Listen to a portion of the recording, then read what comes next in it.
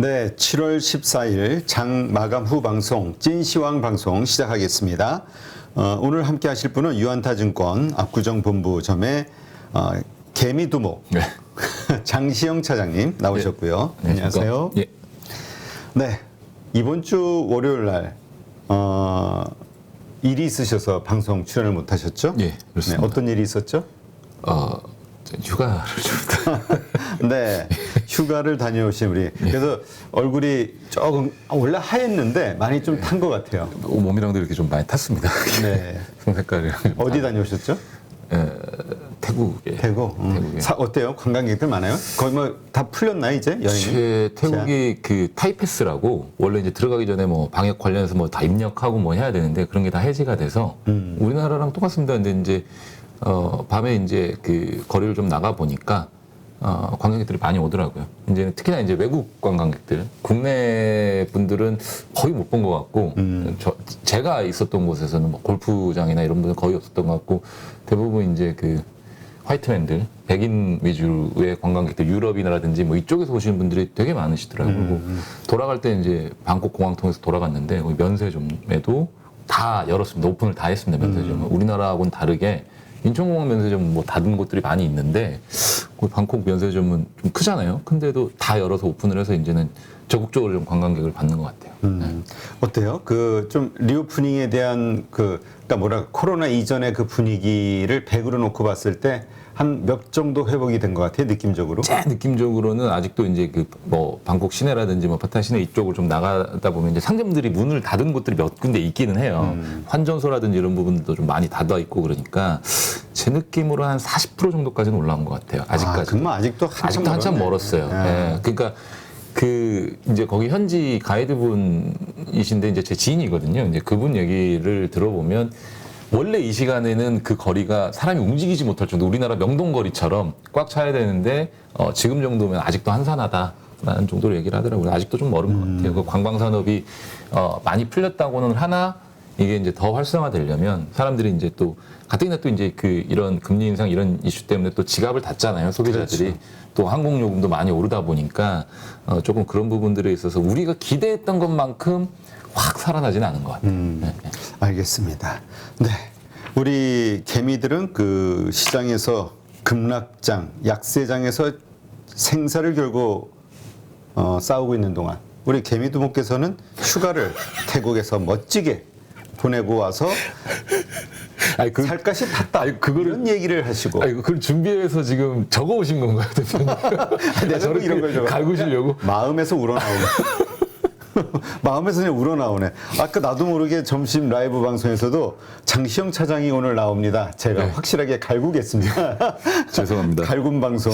하지만 그 제가 태국에 가 있었던 동안이 이제 목금 이틀이거든요. 목금 그다음 월요일 날 이제 돌아왔으니까. 근데 목요일 금요일 시장은 굉장히 견조했고 코스닥 시장 같은 게 좀 좋았던 걸로 좀 기억을 하고 물론 이제 제가 돌아오자마자 화요일부터 시장이 좀 안 좋아지긴 시작하긴 했는데 그 부분 뭐 다시 한번 사죄 말씀드리겠습니다. 죄송합니다.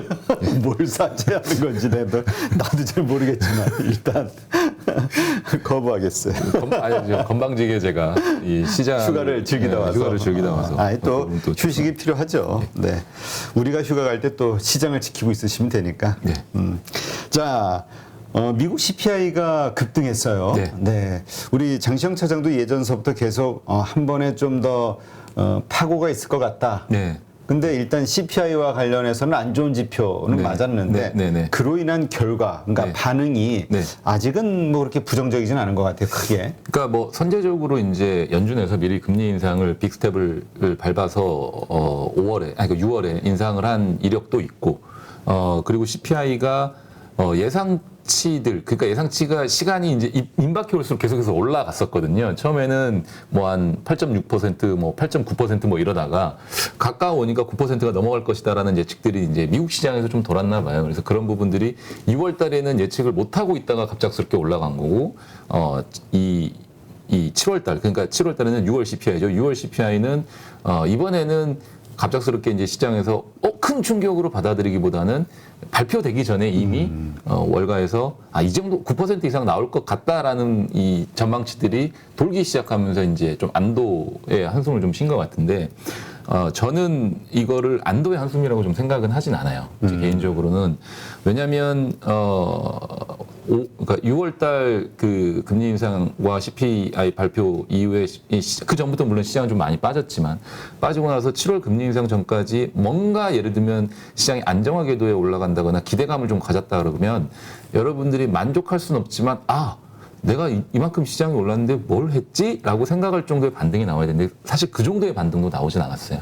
그러니까 반등이 예상보다는 너무 약한 상황이었고 추가적으로 더 빠지지 않았을 뿐이지 이거는 그냥 자리만 지키는 정도의 수준의 어떤 상승으로 끝나버렸거든요. 그러면 그래놓고 지금 CPI가 9.1%가 나왔다라는 거는 결국은 연준이 이제 제가 한 달 전에 말씀드렸던 1% 그레이트 스텝에 대한 얘기들이 이제는 신문지상에 나오고 있어요. 이 부분을 제가 한 달 전부터 말씀드렸는데 결국은 연준 입장에서도 CPI를 잡기 위해서 이뿐만 아니라 지금 이 코로나 변이까지도 좀 나오기 시작을 하면서 금리에 대한 어떤 이 정책적인 여유를 좀 가져야 되거든요. 근데 지금 현재 기준금리 수준으로는 택도 없습니다.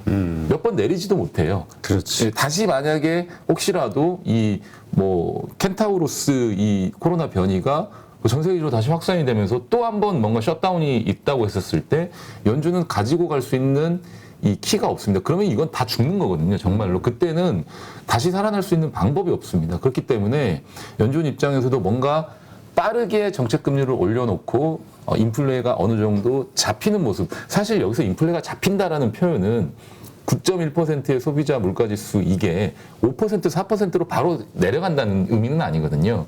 최소한 9%에서 더 이상 올라가지만 않는다 하더라도 그게 한 2, 3개월 정도만 정체가 되면은 그거는 잡혔다라고 생각을 합니다. 왜냐하면 실물은 사실은 그렇게 된다고 하더라도 먼저 빠지고 있는 경향들이 좀 많거든요. 그렇기 때문에 우리가 9.1%가 만약에 6월 CPI가 나왔다 그랬는데 7월에 또 한 9% 정도가 나왔다 그래가지고 많이 안 내렸네 이렇게 생각할 건 아니라는 거거든요. 그러니까 일단 정체하는 정도의 수준만 만들어놔도 이 CPI는 어느 정도 적정 수준에 왔었을 때는 정말 우리가 생각지도 못하게 급하게 내려가 버립니다. 그러니까 그게 연준이 의도하는 게 일단 그 전부터 계속 말씀드렸던 의도적인 경기 침체, 금리를 올려서 공급을 줄이고 그리고 이제 수요를 줄이고 그래서 공급단에서의 발생한 어떤 쇼티지 현상을 일시적으로 완화를 시키면서 CPI를 확 내려버리겠다라는 목적이잖아요. 그렇기 때문에 충분히 저는 이 그레이트 스텝에 대한 어떤 얘기들이 이제서야 오고 가고 있는데 그 부분이 현실화될 가능성이 높다라고 보고요. 만약에 그게 실현된다고 했었을 때는 정말 오래간만에 이제 금리가 1% 100bp가 이렇게 지금 저금리 시대의 100bp 오른 거는 굉장히 좀 세게 오르는 거라 시장의 충격이 분명히 있을 거라는 생각을 좀 가지고 있고요. 차트를 한번 보시면 제가 하나 좀 보여드릴게요. 이게 지금 보시면 그 대표님 생각에는 이 차트만 놓고 봤었을 때 난 내일 주식 사야지라고 생각하실까요? 아니면 팔아야지라고 생각을 하실까요? 절 시험하시는 건가요? 아니요, 그냥 여쭤보는 겁니다. 예, 여쭤보는 겁니다. 네. 저는 팔 것 같은데요. 대표님은 팔 것 같으세요? 네. 주가가 이렇게 쭉 빠지다가 반등이 좀 나왔고 눌림목까지 만들어서 이평선이 다 모이고 있는 구간에서 양봉이 하나 만들어졌단 말이에요. 이렇게 멋있게. 그러면 사야 되지 않을까요? 근데 저는 거래량이 마음에 안 들어요. 거래량이 마음에 안 들어서. 거래량이 좀 터졌으면 다시 뭔가 그럴 수 있죠. 저항선 뚫고 가나? 네. 근데 좀 더 지켜볼 것 같아요. 그렇죠. 근데 이게 어떤 차트냐면 나스닥 차트를 거꾸로 돌려놓은 거예요. 거꾸로 돌려놓은 건데 이렇게 보면 그냥 제 생각으로는 올라갈 것 같은 모습이잖아요. 이게 올라갈 거란다라는 거는 사실은 밑으로 좀 더 빠질 수도 있다라는 얘기거든요. 그러니까 어제의 어떤 미국 시장의 상승이 사실은 페인트일 수도 있습니다. 페인트 모션일 수도 있고 더 크게 한번 빠뜨리려고 그렇게 생각하는 어떤 전초일 수도 있기 때문에 오늘 시장이 평온하게 끝났다고 그래서 이제는 CPI가 이렇게 나왔는데도 악재가 다 막 소멸돼가지고 더군다나 외국인 매수까지 들어왔잖아요. 오늘 외국인들이 거래소에서 4천억 가까운 매수까지 해왔으니 이제는 이런 부분들 뭐 CPI고 뭐고 금리 인상하든지 말든지 다 끝난 거 아니냐. 이제 진짜 바닥 아니냐 이렇게 생각하실 수 있는데 아직도 저는 조금 더 두려움을 가져보셔야 될 것 같다. 몸을 좀 사려야 될 것 같다라고 말씀을 드리는 거고 그 이유 중에 하나가 이제 앞서 말씀드린 연준은 아직까지도 시장에 해줄 수 있는 게 없습니다. 그러니까 우리가 바라는 것, 시장 참여자들이 바라는 것을 연준은 해줄 수가 없습니다. 당장 대다수의 시장 참여자들이 바라는 거는 시장이 오르는 걸 바라고 유동성을 공급하는 걸 바라고 금리를 낮추는 걸 바라는데 연준은 그걸 해줄 수가 없고 그걸 해주려면 기준금리를 빠르게 올리면서 인플레를 잡고 그리고 난 다음에 기준금리 이 정책금리를 낮출 수 있는 여유가 충분히 생겼을 때 그게 3.5에서 한 4% 정도 되거든요. 그렇게 되면 이게 만약에 그레이트 스텝을 한 2번 정도만 더 가버리면 올 10월이나 11월 연말 되기 전에는 이제 정책금리를 여유롭게 쓸 수 있는 이 공간이 생깁니다. 스페이스 룸이 생기기 때문에 그때부터가 사실은 이제는 연준이 그런 얘기를 하겠죠. 인플레가 뭐 2, 3개월 정도 정체기에 가고 앞으로 잡을 수 있다라는 또 희망적인 얘기를 하면서 앞으로는 금리 인상이라든지 이런 부분들에서 속도 조절을 하겠다라고 했었을 때가 저는 개인적으로 주식을 본격적으로 사야 되는 시기가 아닌가. 뭐 지금은 항상 제가 주식을 뭐 시장에서 제가 좀 주식 방송을 하면서 매일 그냥 시황 얘기만 해서 주식 사지 마세요. 이런 얘기만 할 수는 없잖아요. 종목 얘기는 제가 계속 해드릴 수 있습니다. 그거는 단기적으로 메모를 하셔도 되고 하반기를 보셔도 되고 또 지금 물려 계신 종목들도 어떻게 물을 타서 이렇게 빠져나오시라고 말씀하는 거지 이거를 지금 바닥이니까 사자 이런 개념에서 말씀드리는 건 아니거든요. 근데 저야 아직까지의 시황과는 여전히 연준이 목표하는 금리 기준금리 그리고 목표하는 인플레이션은 내후년에도 안 올 수 있어요. 하지만 목표하는 기준금리 만들어 놓고 CPI가 정체되는 구간이 한 2, 3개월 오는 이 시간이 온다고 하면 그때는 사실은 저는 개인적으로 주식을 좀 공격적으로 매수로 접근을 해보셔야 되는 순간이라고 생각을 하고 지금 현재 수준에서 조금씩 왔다 가고 반등이 나올 것 같고 막 올라갈 거 이런 부분에서는 야 바닥이니까 무조건 돌진하자 이런 부분은 조금은 자제하셔야 되지 않나.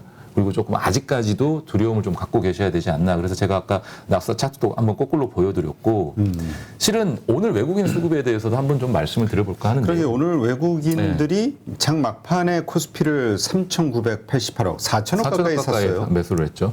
근데 이게 뭐냐면 그 오늘 이제 옵션 만기였잖아요. 그러면 주식 선물 만기도 있습니다. 주식 선물 만기도 있는데 시장에서 이 금융투자 수급 있잖아요. 여기 화면 한 번만 보여주시겠어요? 최근에 이 금융투자의 수급은 다 어떤 것들이냐면, 그냥 프로그램 매매를 대응해주는 거라고 생각을 하시면 될 것 같아요. 외국인들의 프로그램 매매를 창구 역할을 하면서 대응해주는. 그러니까 주식 선물이라는 게 있습니다.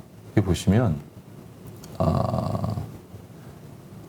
그 주식 선물 옵션 시세라고 해가지고요.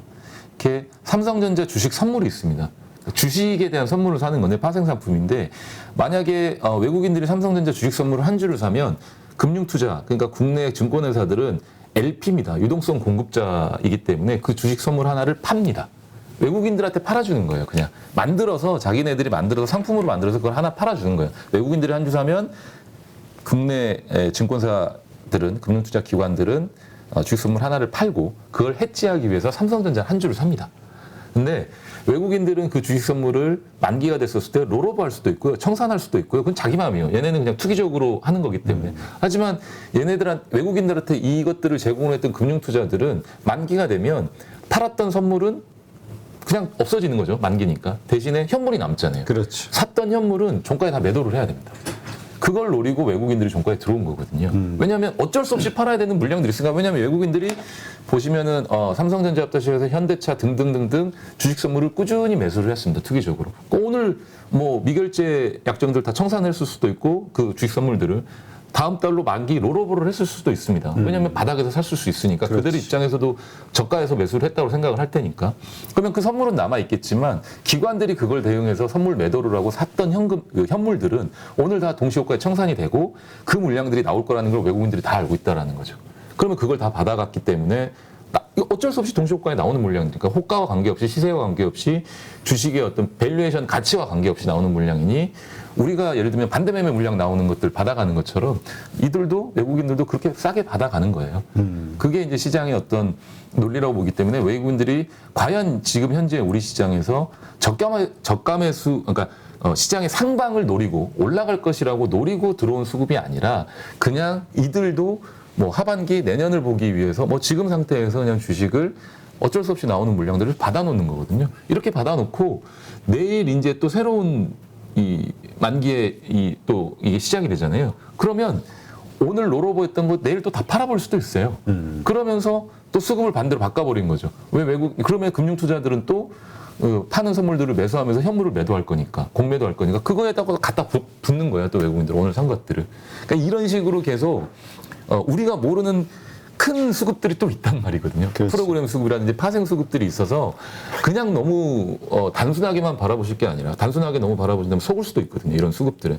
그렇기 때문에 큰 좀 그림의 시장을 보시고 이게 안정화된 수급이 진짜로 며칠 계속 팍팍팍팍 들어오면서 올려줄 것 같은 수급인지 아닌지는 조금은 더 확인을 해 보셔야 될 필요가 있다라는 점을 좀 강조드리고 그러니까 외국인이 많이 샀다고 해서 그래 이제 상승 쪽으로 베팅하나 보다 네, 그런 이렇게 거, 생각하면 그렇게 안 된다. 된다라는 거. 그리고 의미 없다. 의미 없죠. 없이. 네, 그리고 실제로 그들 역시도 이제 오늘은 사실 그런 매매를 한 거고 환율도 지금 환율 얘기들이 방송이나 이런 곳에서 좀 되게 많이 하시더라고요. 환율 얘기들을 말씀드려. 근데 이게 지금 우리나라만의 사태는 아니에요. 그렇죠. 1,300원 올라간 게 우리만의 사태가 아니라 지금 달러 인덱스가 108.4예요.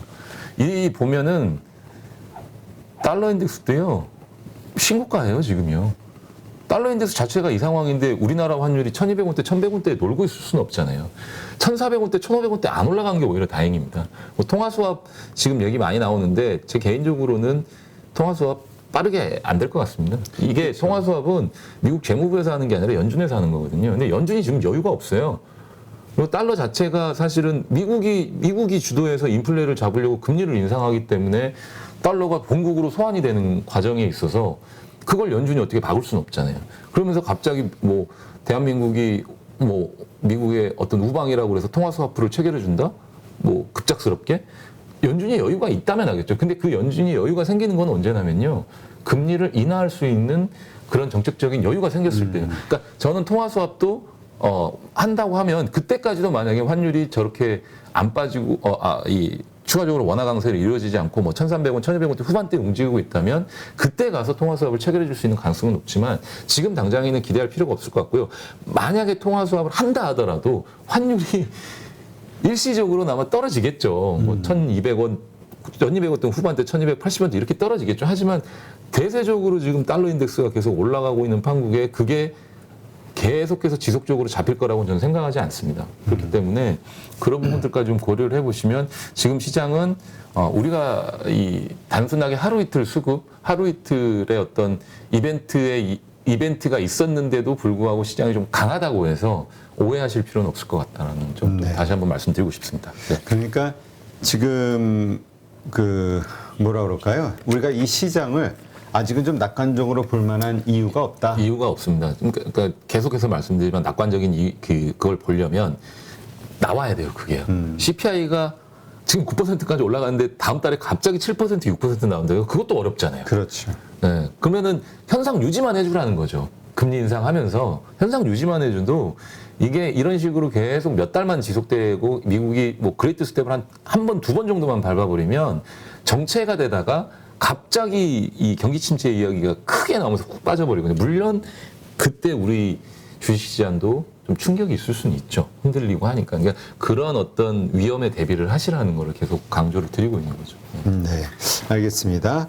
자, 지금 이런 환경 하에서 그렇지 않아도 어려운 경제에 그리고 또 경제 위축, 소비 위축이 예상되는 시기에 지금 코로나가 다시 악화되는 거 아니냐. 이게 최악인 거죠. 엎친 데 덮친 격. 덮친 격이죠. 네. 최악인 거죠. 왜냐하면 앞서 이제 제가 이 해외여행 휴가 갔다 온 거에 대해서 또 한번 말씀드렸는데 이제 한 제가 생각에 40% 정도 열렸는데 만약에 이런 부분들로 인해서 다시 한번 일부 국가들이 셧다운을 하고 특히나 중국 같은 경우에 셧다운하는 곳이 몇 군데 더 생기고 이 셧다운 기간이 길어져 버리면 이거는 연준이 의도한 거에 의한 경기 침체가 아니고요. 정말로 심각한 상황이 발생할 수도 있습니다. 왜냐하면 앞서 말씀드린 대로 지금은 정책적으로 뭔가 할 수 있는 게 없어요. 여기서 금리를 다시 낮춘다? 그것도 말도 안 되는 소리거든요. 그렇지. 더 더 한 번 뭐 말도 안 되는 인플레이션을 조장하는 거 다 같이 죽자라는 얘기이기 때문에 이거는 조금 고민을 해봐야 될 것 같은데 다행히도 이게 대유행으로 번질 것 같아 보이지는 않아요. 왜냐하면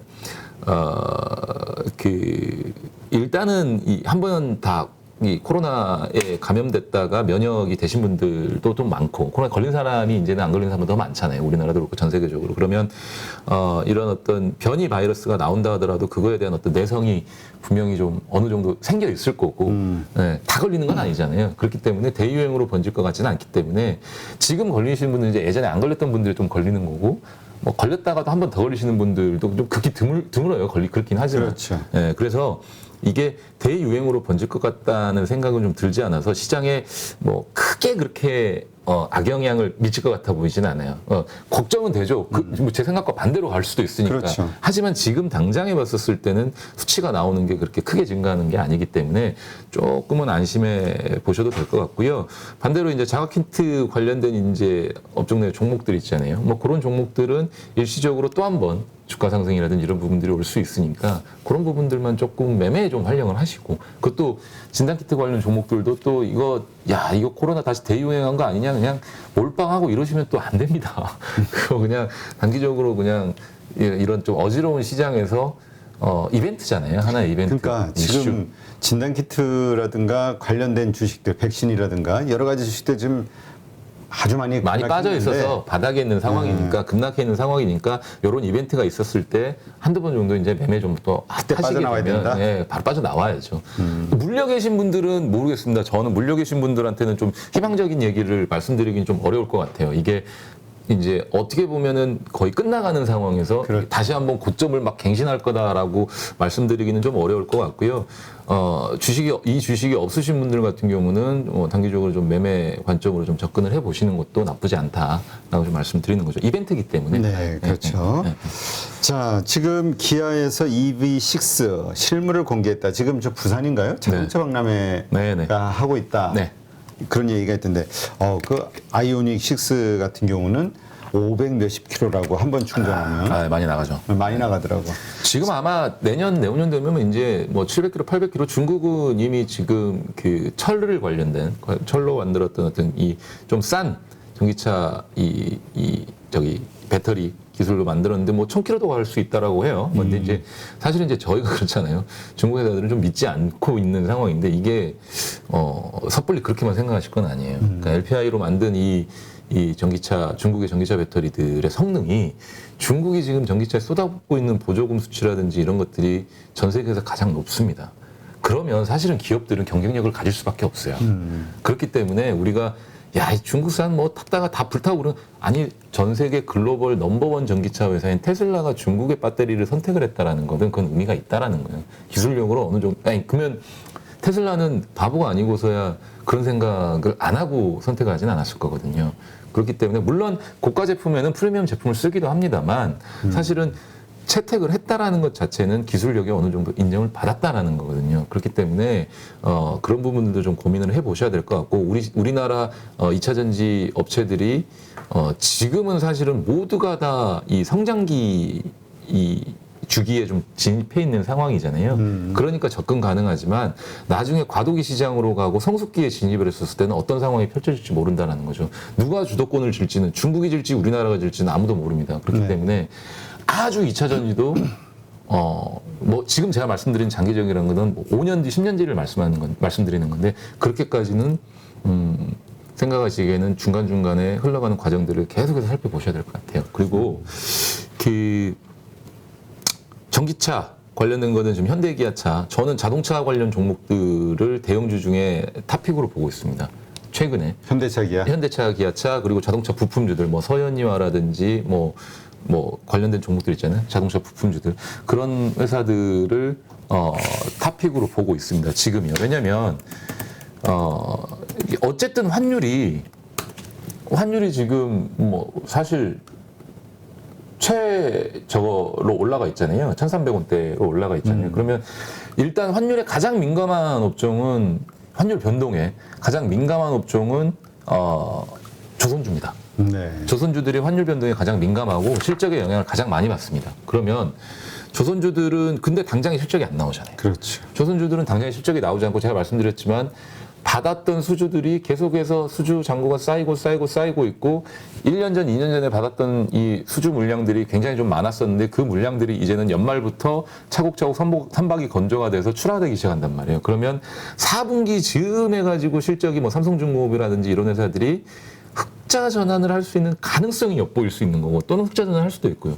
내년 1분기, 2분기로 가면서 영업이익의 이 흑자 전환 폭이 커지면서 이제는 정상 궤도로 올라가면서 서프라이즈를 낼 수 있는 상황을 만들어줄 수 있는 게 내년이거든요. 그러면은 조선주들은 올해 준비를 할 수 있는 어떤 주식을 조금씩 사 모아가면서 준비를 할 수 있는 시기이고 현대차 자동차나 자동차 부품주들 같은 경우는 현대차도 역시 내수에 대한 어떤 비중도 높지만 수출 비중도 높단 말이에요. 그럼 해외 시장에서 지금 현대차의 전기차가 물론 테슬라와의 격차가 좀 크긴 하지만 사실은 2위잖아요. 네. 그리고 전기차 판매량도 좀 계속해서 늘어나고 있고 공장도 증설하고 있고 미국 뭐 시장에도 좀 투자도 엄청나게 해서 공장을 또 짓기도 하고 여러 가지 좀 이 투자 규모도 좀 늘어나고 있는 상황에서 환율이 만약에 지금 상황에 뒷받침해 준다면 현대차가 미국 시장에서 프로모션을 할 수 있는 기회가 굉장히 높습니다. 오히려 국내에서 파는 것보다 싸게 살 수 있거든요. 훨씬 더 좋은 옵션에 좋은 가격. 물론 현대차가 좀 이원화 전략을 하고 있지만 최근에는 정의선 부회장이 이제 회장으로 이제 되고 나서부터는 사실은 정의선 부회장이 이 현대차를 진두지휘하고부터는 국내 시장과 해외 시장의 어떤 차의 어떤 성능 차이를 그렇게 좀 많이 벌리지는 않는 것 같아요. 좀 거의 고급 브랜드화 하면서 가깝게 가게 하는 것 같거든요. 가격의 차이를 두지 않고. 그러면 오롯이 이제 현대차 미국 시장에서도 소비자들이 가질 수 있는 거는 환율의 어떤 혜택을 받을 수밖에 없는 네. 거거든요. 그래서 그런 부분들 좀 고민을 해보면 현대차의 실적이 하반기로 갈수록 굉장히 좀 거세질 수 있다. 그리고 한 가지 더 긍정적인 부분이 차량용 반도체 수급 이 악화 현상이 정상화되고 있다라는 뉴스들이 이제 플로우가 나오고 있어요. 그러면 그동안 출하하지 못했던 자동차들이 출하가 되기 시작하면 재고 자산으로만 쌓여있던 재고 평가로만 돼 있던 것들이 출하되면서 실적으로 이제 다 올라온단 말이에요. 영업이익 단으로.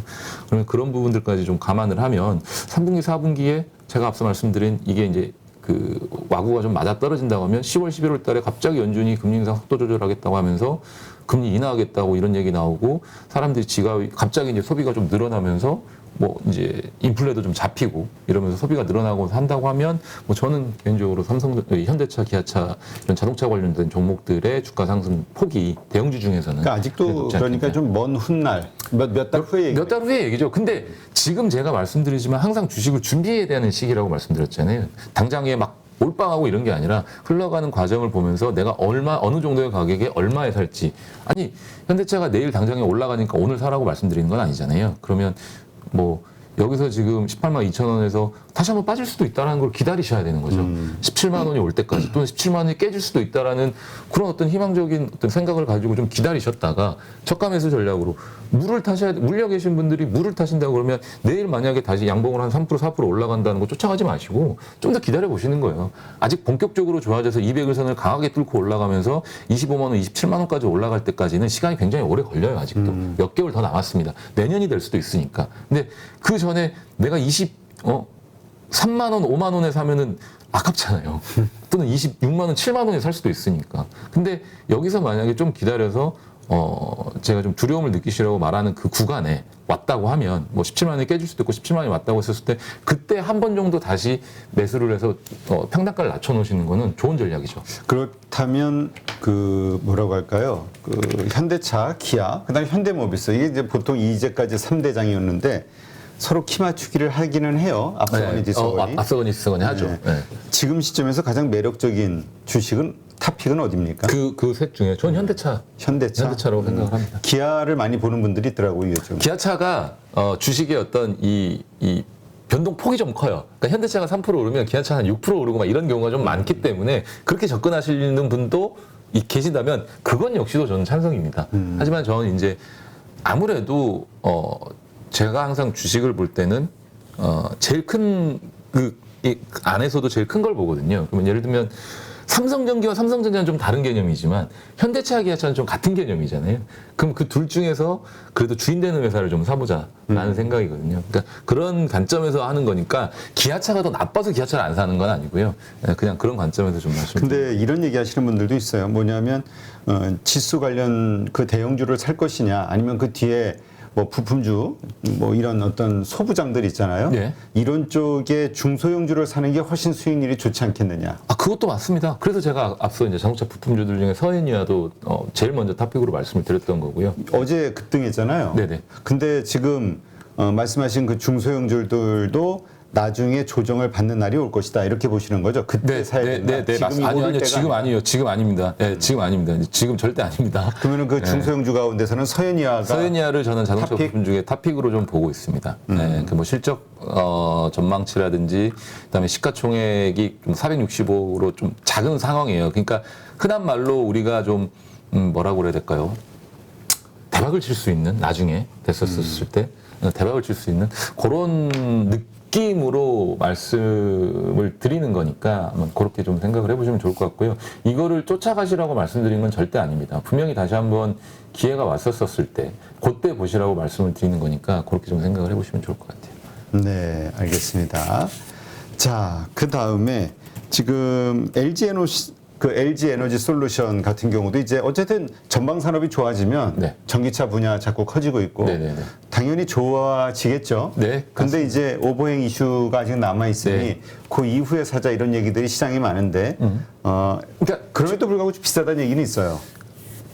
지금 보시면 여러분 에코프로 BM이 이제 하나만 말씀드릴게요. 에코프로 BM이 어제 실적이 1,000억이 넘게 나왔어. 2분기 실적이, 분기 실적이. 연간으로 지금 증권사들이 3,000억 정도를 연간 실적을 예상을 하고 있는데 사실은 3,000억 정도의 연간 실적을 영업이익단으로 예상을 하고 있어요. 근데 지금 두 분기 만에 벌써 1,400억을 했단 말이에요. 근데 하반기로 갈수록 실적에 대한 기대 전망치가 이제 커져요. 2분기에 증권사들이 대체로 예상했던 영업이익 사이즈가 한 700억 정도 사이즈였단 말이에요. 많게 보시는 분이 한 900억 정도 봤더라고요. 제가 네. 리포트를 좀 최근에 실적 나오기 전에 리포트를 좀 어제 살펴보니까. 근데 1,000억이 넘게 나왔다라는 거는 물론 니켈 가격이 5월, 6월에 좀 빠지기는 했습니다만 그걸로 인해서 뭐 판가가 좀 조정이 된다라고 생각하는 건 사실은 우리가 뭐 그렇게 예측할 수도 없는 부분이고 그건 대응의 영역이지 우리가 예측할 수 있는 영역은 아니고요. 오히려 이 양극재 관련해서 이쪽에 이 하이니켈에 관련된 어떤 2차 전지 이 양극재 관련해서 수요가 무시하지 못하게 늘어난다라는 점이거든요. 그러면 에코프로 BM도 올해 이제 아마 리포트가 이 다음에 나오는 2분기 실적 발표 이후에 나오는 리포트들의 예상치들이 다 올라갈 거예요. 실적 전망치들이. 뭐 4천억을 쓰는 사람도 있을 거고 5천억을 쓰시는 분도 계실 것 같아요. 그러면 밸류에이션이 보세요. 불과 1년 전만 해도 이 에코프로 BM의 PR 밸류에이션이 100배였단 말이에요. 근데 실적이 5천억이 나온다? 그럼 시총이 지금 이쪽 8천억이잖아요. 7배가 안 되는, 6배가 안 되는 수준까지 이제는 와버렸어요. 실적이 그렇게 나와버리니까. LG 에너지 솔루션도 마찬가지의 경우가 될 수 있다라는 거죠. 왜냐하면 쟤네들의 어떤 이 실적이나 이런 부분들이 좋아진다라는 거는 상위 업체들이 그만큼 많이 만들고 있다라는 거거든요. 그렇죠. 네, 그만큼 많이 만들고 있다라는 거고 수요가 계속해서 몰린다라는 얘기이기 때문에 제가 개인적으로 봤었을 때는 에너지 솔루션도 조만간 그런 어떤 실적에 대한 전망치들이 상향 조정되지 않을까, 더 많이 상향 조정되지 않을까라는 좀 생각을 해봅니다. 그래서 모르겠습니다. 올해 한 1조 정도 추정이 되는데 결국 LG 에너지 솔루션도 영업이익단으로 10조 이상 버는 해가 내년에서 내후년 정도로 빠르게 올 것 같아요. 그러면 그 에코프로 BM이 한 2년 정도 그 밸류에이션을 받으면서 주가가 고공행진을 했듯이 하반기에 만약에 연준이 이 금리를 인하하는 모드로 좀 취해지고 인플레이션이 잡히고 소비가 다시 살아나는 모양새들이 나온다고 하면 LG 에너지 솔루션 같은 경우도 사실은 에코프로 BM처럼 실적이 어느 분기에 갑자기 뭐 1조, 2조 이렇게 나오기 시작을 하면서 갑작스럽게 시가총액과 실적의 갭 차이가 확 줄어들면서 PR 밸류에이션이 급속도로 낮아지는 구간이 올 거라는 거거든요. 대신에 주가는 계속해서 올라가겠죠. 그러니까 에코프로 BM이 보시면 차트 한번 볼게요. 이렇게 올라오는 구간에서 계속해서 밸류에이션이 막 120배, 100배 이랬단 말이에요. 예. 그러면서 다시 신고가 갱신하고 좋은 실적 만들고 이랬기 때문에 뭐 LG에너지솔루션도 시장 상황이 좋아질 때 저렇게 좀 급등하는 모습을 보여주면서 실적이 계속 안 나오고 하다가 받았던 수주 물량들이 빵 터지고 자동차 출하량이 확 늘어나면서 전기차 출하량이 확 늘어나면서 좋아지는 구간이 올 거라고 좀 생각을 해서 오버행 이슈 이런 부분들까지도 이런 부분을 고민하지 마시고 그냥 언제 살지 타이밍만 좀 갖고 계시면 될 것 같습니다. 그러니까 제가 말씀드린 그 타이밍 때까지만 가격만 보고 계속 기다리시면 저는 뭐 좋을 것 같아요. 알겠습니다. 그러니까 어쨌건 뭐가 됐든 지금은 아니다. 그리고 그거에 대한 시그널, 바닥에 대한 시그널, 우리가 살만한 그 시그널로는 다시 한번 좀 간단하게 정리해 주시면. 그러니까 앞서 말씀대로 연준의 기준금리를 3.5에서 4%까지 올리고 난 다음에 다시 한번 정책금리를 내릴 수 있는 여유가 생기는 그 구간. 그게 저는 빅스텝을 지나서 만약에 그레이트 스텝으로 간다고 했을 때 이번에 1% 정도 한다. 1%하고 뭐 그 다음번에 1% 정도만 하면 이제 돼요. 한 3% 정도가 되니까. 그럼 3%가 넘어가니까. 그러면 그 정도가 되면 사실은 연준이 정책적으로 뭔가 여유를 갖거든요. 룸을 갖거든요. 근데 그레이트 스텝을 2번 정도 했는데 CPI가 잡히면 좋지만 안 잡히더라도 두어 달 정도 횡보만 하더라도 그거는 시장에 굉장히 긍정적인 시그널일 수 있거든요. 바로는 안 잡힙니다. 네, 시장에서 바로는 안 잡히지만 굉장히 긍정적인 시그널이기 때문에 그때가 됐었을 때는 주식을 어느 자리에서든지 간에 원하는 자리에 조금 이제 매수 관점으로 지켜보시는 이 시그널이 그 시기라는 거죠. 네, 알겠습니다. 그러니까 뭐 반대로 생각하시는 분들이 있어요. 야, 그럼 장 빠진다는 얘기는 난 장 빠질 때 저가 매수할 거야. 아니 그러셔도 됩니다. 근데 어디가 바닥일지는 아직 모르니까. 그러니까. 아니 그래서 시장의 바닥보다는 종목의 바닥을 찾아라 이렇게 얘기하시는 분들도 있기는 해요. 그것도 어려워요. 그게 더 어려워요. 그러니까 많이 빠져 있는데, 네. 그렇지. 시장이 빠지면 그런 종목도 같이 빠지니까. 더 빠지니까요. 좀 덜 빠질 뭐 미리 빠져서 조금 덜 빠질 뿐인데 사실은 괴로운 건 마찬가지입니다. 그러니까 이게 참 얼마나 이게 사팔대기 되겠어요. 사방팔방 눈치를 보면서 그래서 이 타이밍인가. 이 이파리를 보는 것보다 그냥 큰 이 줄기를 보시는 게 오히려 그게 편하실 수 있어요. 그 기준금리가 3% 되는 시점. 3%가 넘어가는 시점이죠. 저는 3.5에서 4% 정도를 예상을 하는데 뭐 3%부터 할 수 있어요. 3%부터 할 수 있고 3.5%부터 할 수 있고 또 3%대부터 우리가 속도 조절하겠다 뭐 이런 얘기가 나올 거란 말이에요. 이제 여유가 좀 생겼으니까. 그런 시기가 유동성을 이제는 확 조여매는 게 아니라 풀어줄 용의가 있어라고 이제 시장에 내비치는 거거든요. 연준이 자기들 마음을. 그게 이제 힌트가 될 수 있는 거죠. 그렇죠. 우리가. 자, 지금 우리가 참 시장을 이해하기 어려운 것 중에 하나가 네. 리포트가 나오면 그 리포트를 우리가 참고하고 믿어야 되는데 네.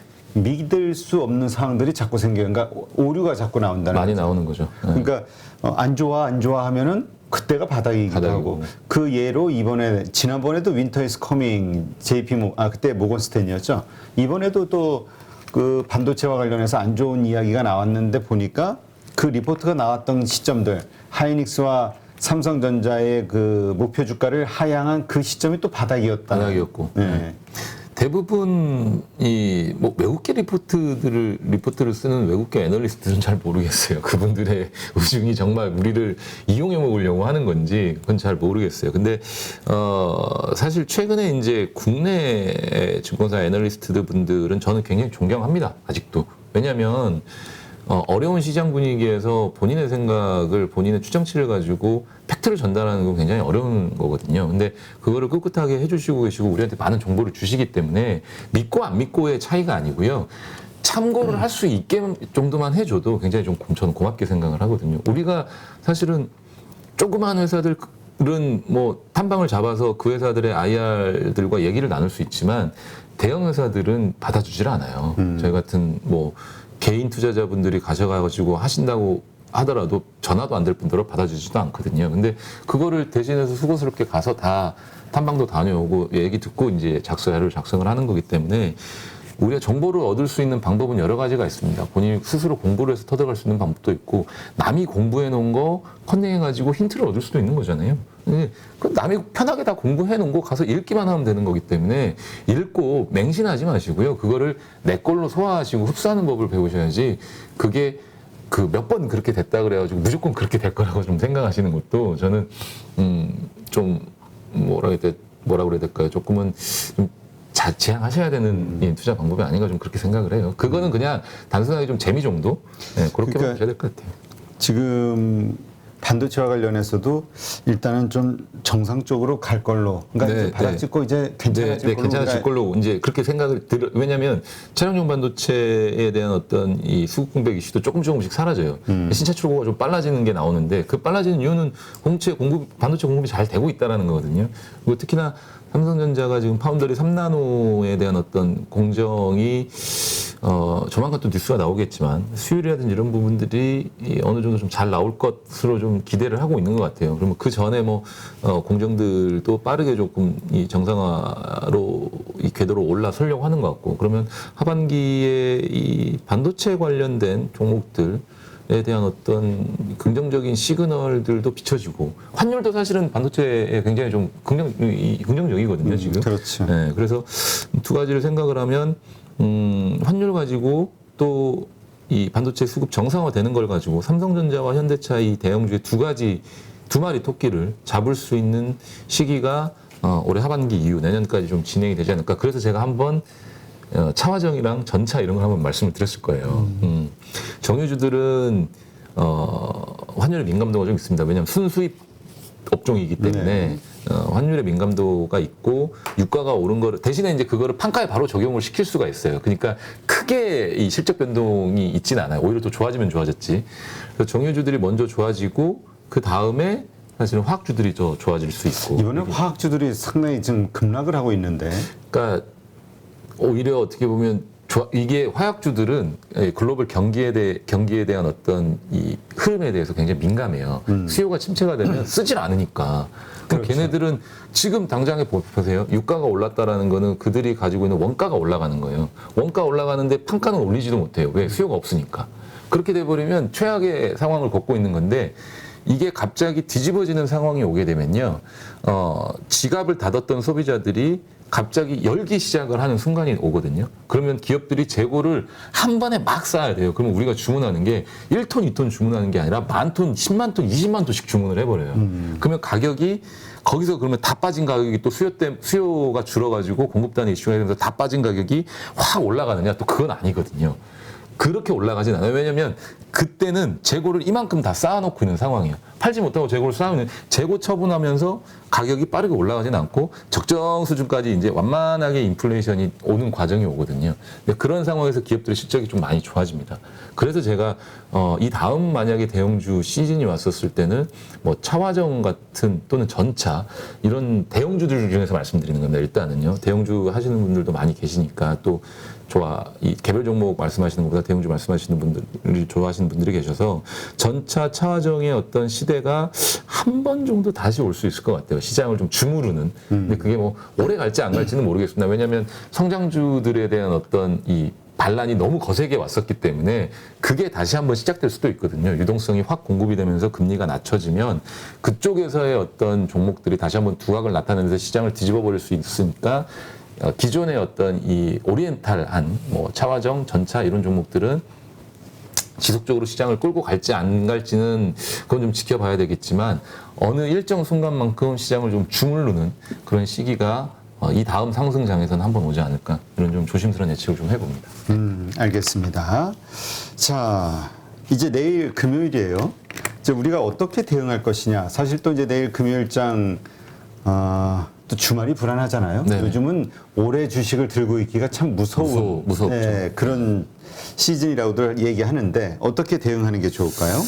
저는 휴가 다녀와서 아무것도 안 했습니다. 사실이요.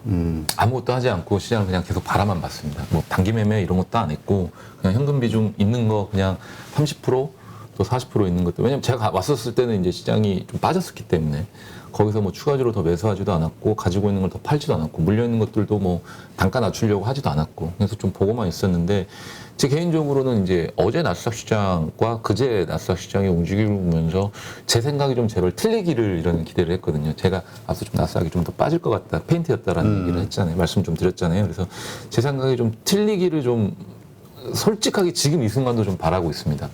제 생각이 좀 틀리기를 솔직하게 지금 이 순간도 바라고 있는데 만약에 지금 뭐 나스닥 선물이 조금씩 빠지고 있기는 한데 만약 오늘 나스닥 시장이 급락을 한다고 하면은 더 두려운 상황이 올 수도 있습니다.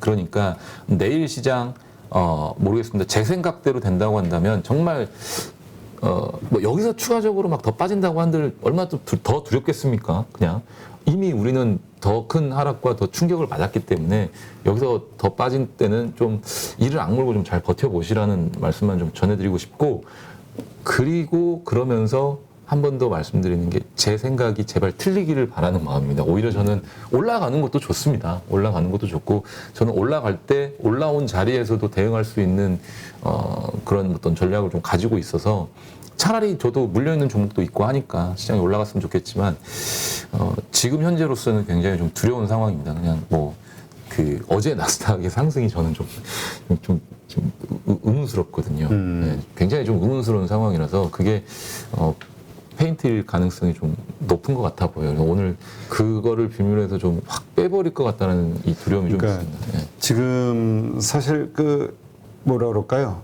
마지막 한 번에 더 급락이 남아있다라고 생각하시는 분들, 그분들이 보는 트리거를 이렇게 다 정리를 해보면은 하나는 이제 이런 어떤 그 실물 경제의 충격, 네. 예, 뭐 PMI 지수가 됐든, 뭐 CPI가 됐든. CPI가 됐든 엄청난 충격이 있거나 아니면 기업 실적 발표에서 아주 하향된 것보다도 더 안 좋은 실적들이 발표되면서 트리거가 되지 않겠냐라고 보는 분들이 있는데 기업 실적들은 국내 시장 같은 경우는 그렇게 나쁘지는 않은 것 그러니까 같아요. 지금 네. 분위기들을 보면은 다 좋아요. 좋아요. 예. 좋은데 그게 시장 분위기가 안 좋으니까 반영을 못 하는 거예요. 세게. 에코프로비엠 같은 경우는 시간에서 올랐지만 결국은 그 국내 이제 일반 정상 이 시장에서는 오히려 빠져서 끝났거든요. 근데 내일 또 무상증자 물량도 있고 막 그런 부분들까지 있으니까 그래서 그런 부분들이 좀 겹쳐지면서 그런 거지 실적이 악화돼서 주가가 빠진다? 모르겠습니다. 3분기, 4분기로 갔을 때는 어떻게 될지 모르겠지만 오히려 그때는 저는 더 좋아질 것 같거든요. 수요가 조금씩, 그러니까 재고가 얼마만큼 쌓여서 그게 재고가 썩어 낮아빠지냐의 문제인데 그게 빠르게 해소될 거라고 생각을 해요. 4분기가 지나면서부터. 근데 그 기대감들이 좀 살아있고 오히려 그걸 원래 기업들은 좀 쌓아놓기 마련이거든요. 근데 최근에는 원자재 부족 이슈라든지 이런 것들로 쌓아놓지조차 못했잖아요. 재고 자체를. 그래서 그런 부분까지 좀 고민을 하면 저는 오히려 조금 그 문제가 아니라 앞서 이제 경기 침체라든지 이런 부분들에 대한 이슈인데 이게 기본적인 시장의 움직임, 누군가의 개입이 아닌 시장의 움직임에 의해서 만들어진 침체라고 하면 시스템 리스크로 가야죠, 그거는. 그게 아니잖아요. 지금 그렇죠. 제가 말씀드리는 거는 연준이 개입을 했잖아요. 야, 이거 문제 있는 거 아니야? 이거 공급단에서 문제 생기고 이거, 야, 침체 만들어. 못 사게 해. 그래서 공급 줄여. 그러니까 수요를 줄여. 그럼 되잖아. 그럼 공급단의 문제 해결될 거 아니야. 이렇게 의도적으로 경기침체를 만들어버린 거라서 지네들이 목표하는 수치에 올라오면 그건 다시 풀어줄 거라는 거예요. 쉽게 풀릴 수 있다라는 얘기거든요. 왜냐하면 소비자들이 잠깐 동안 무서운 거예요. 내가 임금 상승이 계속해서 있었잖아요. 인플레이션 때문에. 네. 그리고 고용도 지금 어느 정도 미국은 완전 고용 상황이고 고용 수치도 좋고 그러면 그런 상황에서 뭐 이 소비자들이 돈을 못 벌어서 돈이 없어서 완전 파산해가지고 IMF라든지 뭐 2008년 금융위기 때처럼 다 죽어나 자빠지는 상황이 아니라는 거거든요. 돈은 있어요. 근데 미래를 위해서 그들이 조금 참는 거죠. 그래서 참는 동안에 수요가 좀 줄면서 공급단에서의 어떤 이슈가 해소가 되면 그걸 다시 조금씩 풀어주기 시작하면 다시 살아나거든요. 네, 그래서 그런 부분들을 좀 생각을 하시면 뭐 시스템 리스크나 이런 부분들은 아니고 의도적인 경기 침체이기 때문에 다시 살아날 수 있는 확률이 반드시 있다. 다시 좋아질 것이다. 그러니까 우리가 이미 물려 있는 분들 입장이라면 불안하고 이러한 그 변동성이 두렵겠지만 좀 버티시라는 버텨야 거죠. 된다. 버텨야 된다는 거죠. 그러니까 물론 현금이 있는 분들은 그 최적의 기회가 올 때까지 조금 기다리는 거고. 기다리는 거든지 아니면 이 가격대에서는 나는 사볼 거야. 근데 몰빵으로 사지 마시고 현금 있다 하더라도 조금씩 사보시는 거죠. 그리고 제가 올라올 때마다 팔으라고 말씀드리는 거는 계속 말씀드리지만 일부만 깎아서 빠질 때 조금 더 다시 물 타면 되잖아요. 그 종목, 보유 종목을. 내가 주식에 다 몰빵이에요. 100% 다 주식이에요. 근데 한 40% 마이너스, 50% 마이너스에 전체 포트가. 근데 뭐 예를 들면 삼성전자를 한 1,000만 원 사놨는데 한 30% 마이너스인 거예요. 지금 마이너스 30%예요. 그럼 700만 원이잖아요. 이거 다시 한번 진짜 마지막으로 설명드릴게요. 700만 원이잖아요. 700만 원 됐잖아요. 평가 금액이. 그 700만 원에 30%만 손절하시는 거예요. 그럼 210만 원 손절하는 거잖아요. 700만 원에서. 그죠? 그럼 210만 원에서 30%니까 나는 60만 원 손절하는 거예요. 결국은 내가 손절하는 금액은 60만 원 손절해가지고 210만 원 가지고 계시다가 210만 원이라도 가지고 계시다가 삼성전자가 다시 뭐 5만 5천 원 가든지 5만 4천 원 가는 순간이 올 수도 있잖아요. 안 오면 뭐 어떻게 해요? 그러면 좀 더 올라갔을 때 물 타셔도 돼요.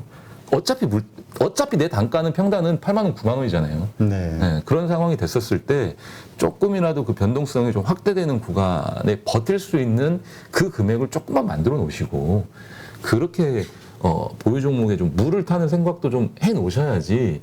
빠질 때 예를 들면 이전번에 삼성전자 사실은 제가 계속해서 뭐 어느 정도 올라올 때 조금씩이라도 팔으셔가지고 물 타세요 했으면 저는 사실은 만약에 6만 원 근처까지 갔었을 때 좀 팔았을 거예요. 내가 삼성전자를 많이 들고 있다면. 근데 저는 이제 그때 방콕에 있었기 때문에 대응을 못했죠.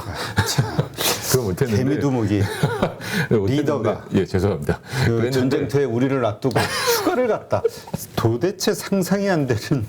6만 원 근처에서 어느 정도는 좀 손절을 하셨다가 이게 다시 뭐 내일 미국 시장이 막장에 빠져가지고 금요일 날 뭐 다시 5만 5천 원 오면 그 210만 원, 5만 5천 원에 조금 다시 한번 사볼 수도 있잖아요. 그렇게 물을 좀 타보는 거죠. 그래요.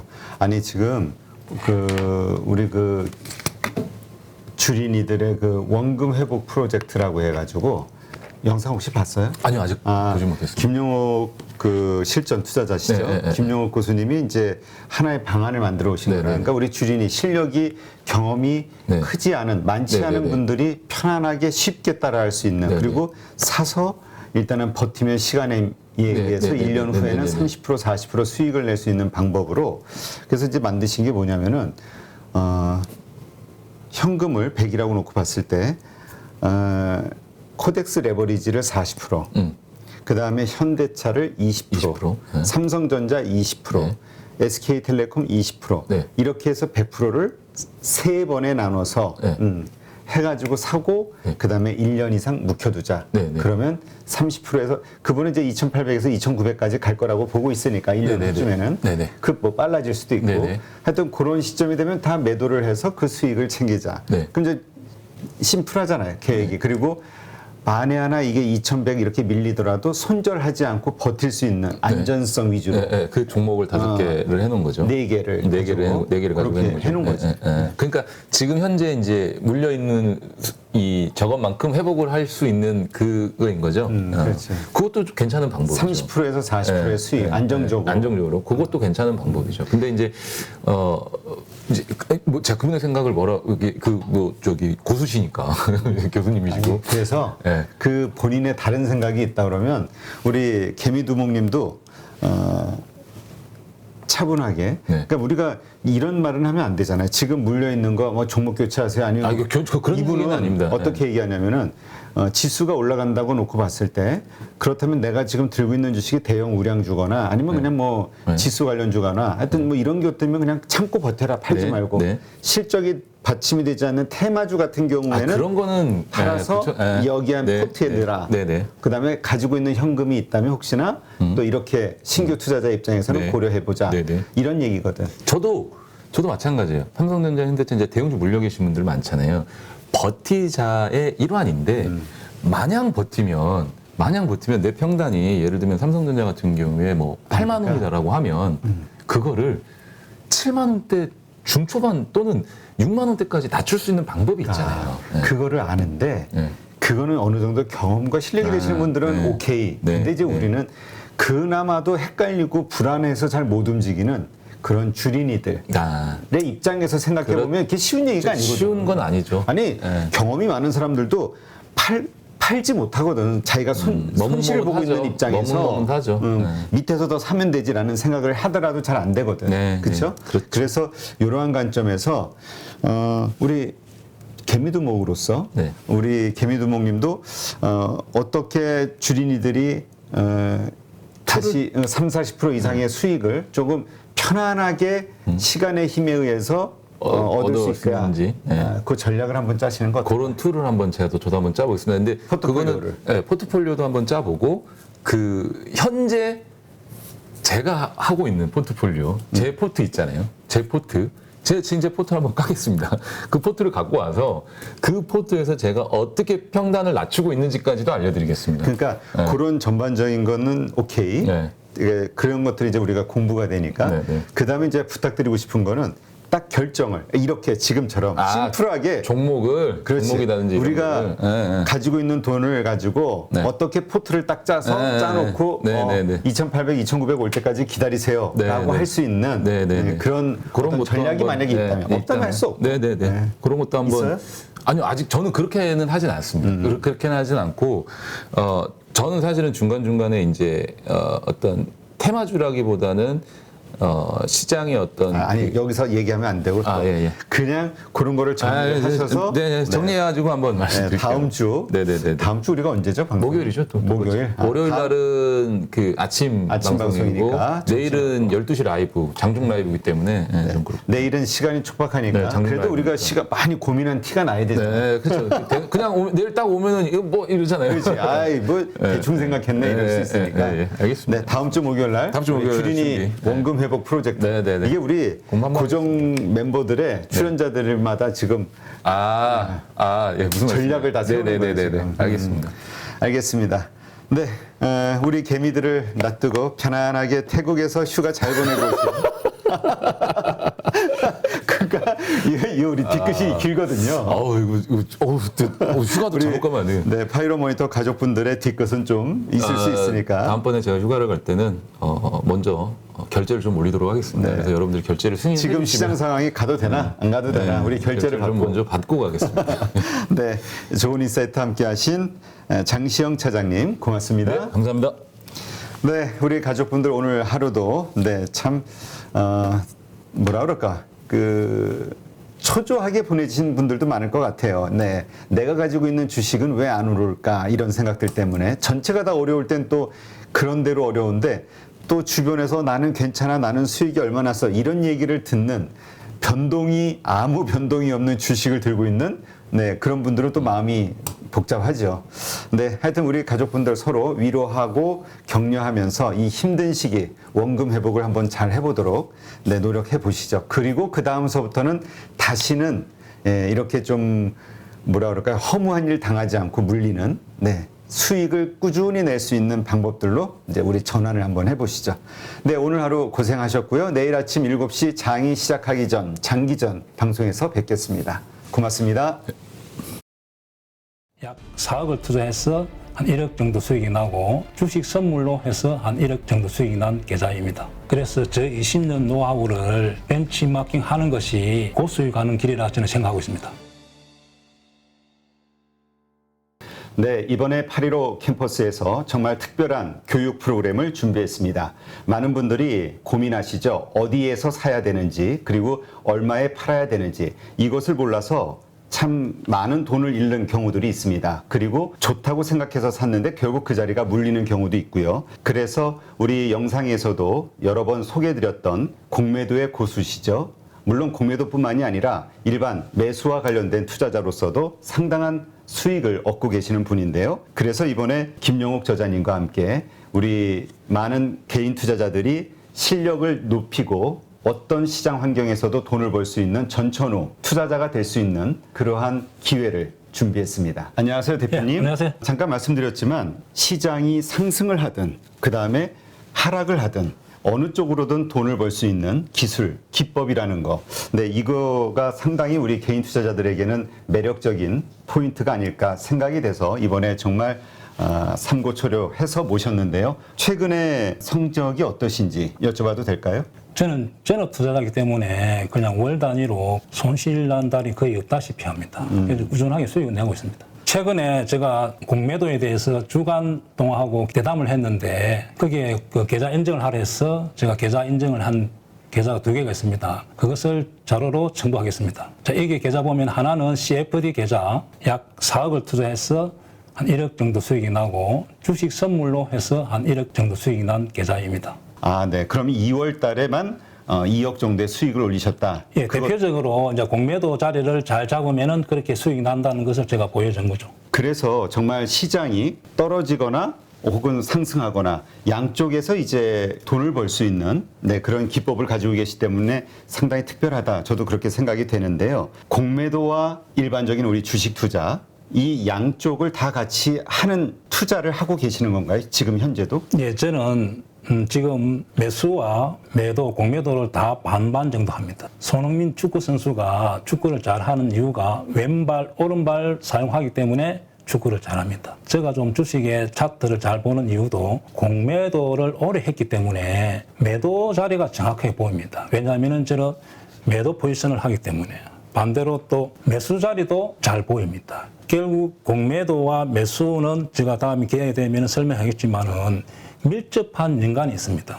그래서 일반 투자자들도 쉽게 배우면은 성률이 한 90% 정도 나올 수 있도록 교육을 할 수 있습니다. 공매도를 활용해서 오히려 사야 되는 자리들을 알 수 있는 거잖아요. 네, 이러한 것과 관련된 기법들은 어떤 것들이 있나요? 간단하게 4가지 기법을 저도 실제 매매를 해서 이제 검증한 기법인데 강남 나이트 기법이라고 우리 땅은 강남이 최고 좋잖아요.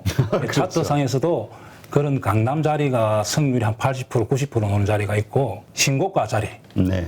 또 하나는 급락에서 턴, 그 다음에 윗꼬리 거래 극강 기법이라고 4가지 기법을 통해서 매수로서는 충분히 개인들이 수익을 낼 수 있습니다. 또 공매도 자리는 2군데, 저점에서 공매도 자리, 고점에서 공매도 자리 2군데만 배우더라도 충분히 개인들도 적용해서 수익을 낼 수가 있습니다. 네. 네. 그런데 많은 분들이 또 오해하실 수 있는 게 공매도에 대해서는 워낙 이미지가 안 좋기 때문에 그러니까 개인 투자자들이 희생을 그 외국인과 기관의 어떤 불공정한 공매도로 인해서 희생을 받는다라고 생각을 하는 피해의식을 가지고 있는 분들도 있거든요. 그러나 이 공매도에 대해서 명확하게 이해를 하고 있다면 공매도를 쳐서 돈을 버는 것도 가능하지만 공매도 치는 자리를 피할 수 있는 안목이 생길 수도 있는 거겠죠? 제가 이제 공매도를 안 하더라도 공매도 치는 자리를 알기만 하더라도 개인들이 매수를 실수 안 하기 때문에 계좌의 수익에 큰 도움이 됩니다. 네. 모든 주식 거래를 코스피 300, 그다음에 코스닥 200, 소위 우량주 중심으로만 한다라고 말씀하셨거든요. 거기에는 뭐 어떤 특별한 이유가 있을까요? 예, 제가 이제 20년 동안 전업 투자하면서 개별 종목, 이제 테마주와 잡주들을 매매하다 보니까 럭비공처럼 어떻게 튈지를 예측을 할 수가 없습니다. 그래서 운에 맡기는 매매를 많이 했다는 거죠. 네. 그래서 우리가 개인 투자자들이 그런 매매를 많이 해서 어떤 경우는 수익 났다가 손실 났다가 그 결과를 알 수가 없기 때문에 손실이 많이 납니다. 따라서 우량주 위주로 하다 보면은 예측이 가능합니다. 네. 이 차트상에서 상승 차트가 보이고 하락 차트가 보인다는 거죠. 그래서 코스피 300, 코스닥 200, 즉 500 종목 이내에서만 주로 매매를 하기도 하고 교본에 교육할 예정입니다. 수강생들이 등록을 하게 되면 VOD 강의를 들으면서 그 다음에 월 2회 우리 저자님과 실시간 소통을 하면서 배워나가게 되는데 그 기간 몇 개월 정도 배우면은 우리가 그래도 이 교육 과정을 마무리하게 될까요? 저랑 단기 교육을 받고 저 매매하는 거와 여러분들 매매했던 교육생들 같이 피드백을 받아야만 실력이 좋아지고 결과가 좋게 나온다 봅니다. 그래서 한 12개월 정도 교육을 마치면은 회원들의 한 90% 정도가 수익을 날 수 있도록 그런 교육생을 제가 만들고 싶습니다. 이 영상을 통해서 우리 8.15 캠퍼스에서 진행하는 김용옥 저자님의 투자 기법을 배우려고 관심을 가지신 분들, 이런 분들에게 마지막으로 한 말씀 하신다면 어떤 말씀이 있을까요? 자, 주식을 어렵게 배우려고 하지 마시고 고수의 기법을 벤처마킹 하는 것이 시간과 경제적으로 전략이 됩니다. 그래서 저 20년 노하우를 벤치마킹 하는 것이 고수에 가는 길이라 저는 생각하고 있습니다.